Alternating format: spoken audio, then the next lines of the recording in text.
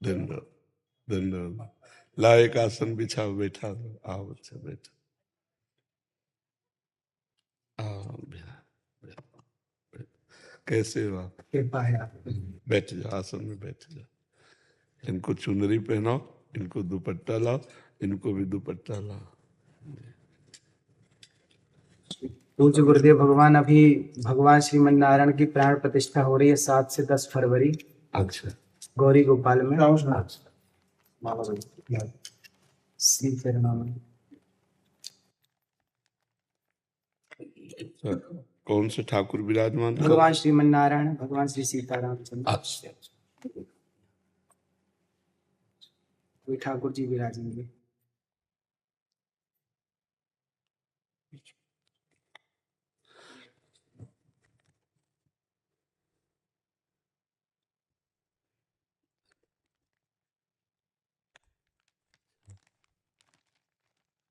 ये हमारे लिए लाया? जी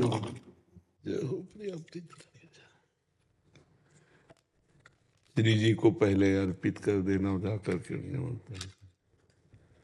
तो बस इतना अपने जीवन में ध्यान रखना कि कभी अर्थ की लोलुपता ना आने पाए, धर्म की प्रधानता रहे और वाणी शास्त्र संयम से रहे और अर्थ चरणों में रहे।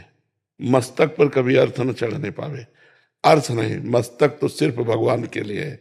अर्थ चरणों में, मस्तक पर भगवान और वाणी में शास्त्र सम्मानित शब्द, तो सदैव विजयी रहोगे। जहां कहीं हमारे अंदर अर्थ की प्रधानता आ जाएगी, दिमाग अर्थमय हो जाएगा, वहां हम हार जाएंगे। संसार में अर्थ ही सब कुछ नहीं होता, एक प्रतिष्ठा भी होती है।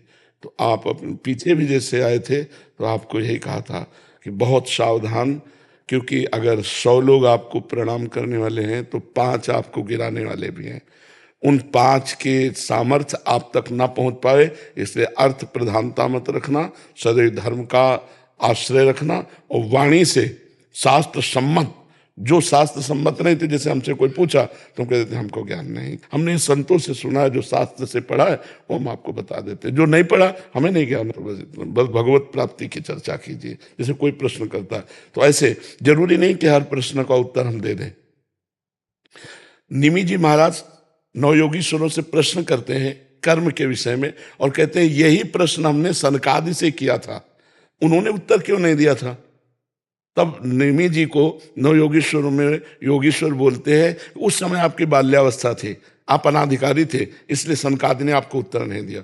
तो जरूरी नहीं कि अनाधिकारी को उत्तर दिया जाए। अगर अनाधिकारी अनाधिकारी है तो मौन, हम असमर्थ हैं आपके प्रश्न के उत्तर।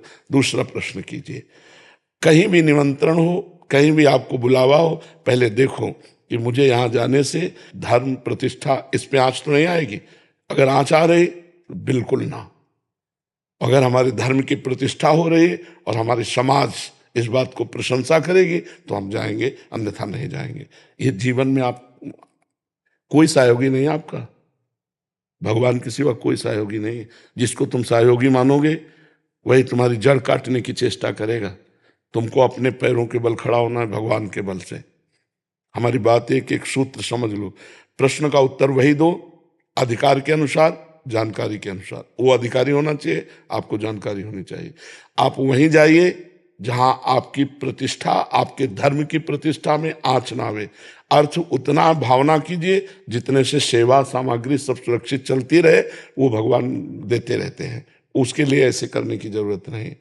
अगर हमारी सात्विक प्रवृत्ति से यश प्रवृत्ति बढ़ रही तो कोई हानि की बात नहीं, लेकिन यदि वो थोड़ा भी गिर करके बढ़ रहा है यश, तो वो यश सम्माननीय नहीं होता। साधु सभा में यश वही सम्माननीय होता है जो धर्म के अनुसार और गौरव के अनुसार बढ़ता है। तो आप गौरववान बनिए और धर्मनिष्ठ बनिए, जो आपके जीवन को आगे और प्रकाशित करे। कोई सहयोगी नहीं, पहला शब्द याद कर लो। जिसे तुम सहयोगी समझ रहे हो वही तुम्हें नीचा दिखाने की कोशिश करेगा। आपको अगर उन्नतिशील बहुत समय तक टिके रहना है धर्म क्षेत्र में, तो आपको अपने पैरों के बल खड़े होना पड़ेगा। इसके लिए आपको परिपक्व रहना होगा, स्वयं परिपक्व रहना होगा। यश बढ़ने में वर्षों लगते हैं, धूमिल होने में 2 मिनट लगते हैं।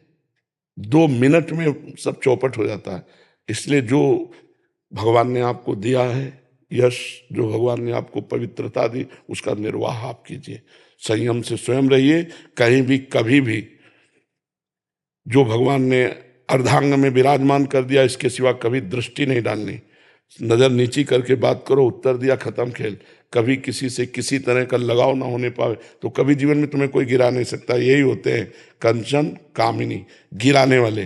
कीर्ति तो हरि के द्वारा दी हुई होती है, वो अपने प्रयास से नहीं आती, हरि के प्रयास से आती है। न कामिनी में कभी आकर्षण हो, न कंचन में कभी आकर्षण हो। कंचन तो अपने आप बरसेगा जब हम धर्म में चल रहे हैं। जैसे समुद्र में बिना बुलाए नदियां अपने आप जा रही, ऐसे धर्मात्मा पुरुष के पास समस्त वैभव अपने आप आ जाता है। खूब आनंदित रहो, प्रसन्न रहो और हमारे सनातन धर्म को आगे बढ़ाओ। जब कभी कोई सत्संग करो उसमें नाम की प्रधानता जरूर करो, क्योंकि कलयुग में केवल नाम के द्वारा कल्याण हो सकता है। शास्त्रीय सिद्धांत भी है, कृत्युगे ध्यायते विष्णु त्रेतायाम जयते मखई द्वापरे परिचर्यायाम कलो तद्धर कीर्तनात्। हरि कीर्तन के सिवा कुछ नहीं है। ना कोई यज्ञ हो सकती है इस समय, अपवित्र घी आ रहा है, अपवित्र धान्य और जौ आदि हो गए, कहाँ से यज्ञ होगा? त्रिकाल संध्या करने वाले कौन है? कोई बिरला ही कोई होंगे जो त्रिकाल संध्या करे। ध्यान, मन इतना चंचल, ध्यान कैसे लग सकता है? पूजा, इतनी वासनाएं बढ़ी हुई हैं कि उपासना कैसे बन रही? तो एक ही रह गया है, नाम जप, नाम कीर्तन, गुण कीर्तन, श्रवण, बस इसी के द्वारा भगवत प्राप्ति हो जाएगी। खूब भागवत कथा सुनाओ, खूब भगवान नाम का प्रचार करो, स्वयं नाम जप करो, धर्म से रहो, यही हमारी प्रार्थना। पर जी ऐसे स्थानों में भी जाना पड़ता है जहाँ एकदम विमुख हैं, जो जैसे हाँ, कोई गाँव जब हम कथा के लिए जा रहे हैं तो हम भगवान को श्रोता बना करके बोल रहे हैं, लेकिन हम अर्थ की किसी प्रधान स्थिति पे ऐसे लोगों के पास नहीं जाते जहां से उपहास हो, बिल्कुल नहीं। बहुत अपने को संभालिए, इससे जो है ना तुम्हारी मर्यादा बढ़ती चली जाएगी और तुम आगे उठते चले जाओ। तुमसे कोई बात पूछे आके उत्तर दे दो, तुमको कहीं जाने की जरूरत नहीं है। उसे अर्थ की व्यवस्था की मत सोचो कि इतनी माताएं, इनकी व्यवस्था, भगवान देने वाला है, वो घर बैठे सबका पोषण करता है, सबका पोषण हो रहा है। कभी किसी से ऐसे नहीं, देनहार कोई और है, देते रहे दिन रात। बिल्कुल, ये थोड़ा सा सुधारो। हम अपने घर की बात कर रहे हैं, ये लोग पवित्र यश कीर्ति में धूल फेंकने वाले लोग हैं। अर्थ को ठोकर मारो, तभी का अर्थ को रखो चरणों में और भगवान को रखो दिमाग में। निर्वैर हमारा जीवन होना चाहिए। तो ये बहुत बड़ी क्षमता है और बहुत बड़ा यश है, दोनों को संभाल लो। अब ऐसी जगह मत जाना जहाँ जाने से थोड़ा भी कोई विक्षेप करे, थोड़ा भी कोई तुम्हारे ऊपर अंगुली उठावे।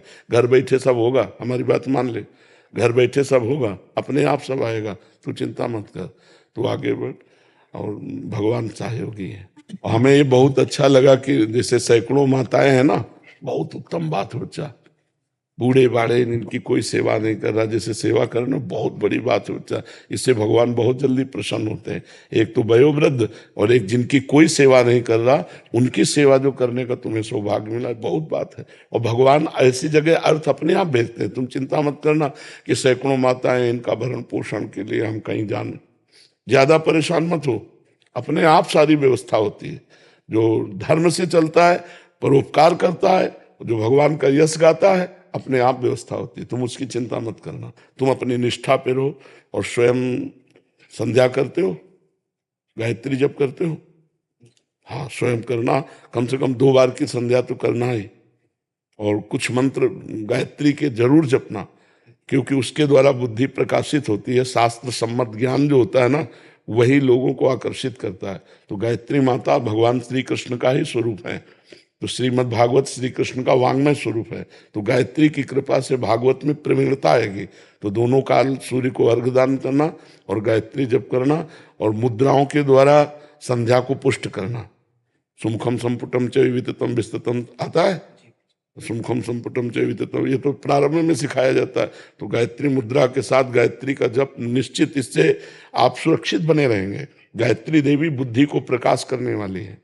ठीक है बच्चा? कल रात्रि को गुरु जी सुबह स्वप्न में भगवान श्रीमन नारायण का ठाकुर जी विराजित थे मंदिर में, और स्वप्न में भगवान जी के पास जाना हुआ। भगवान जी मंदिर से बाहर आए और गोद में आकर के बैठ गए। ये स्वप्न जब से मैंने देखा तो बस दिन रात वही चलता। हाँ, बहुत कृपा है।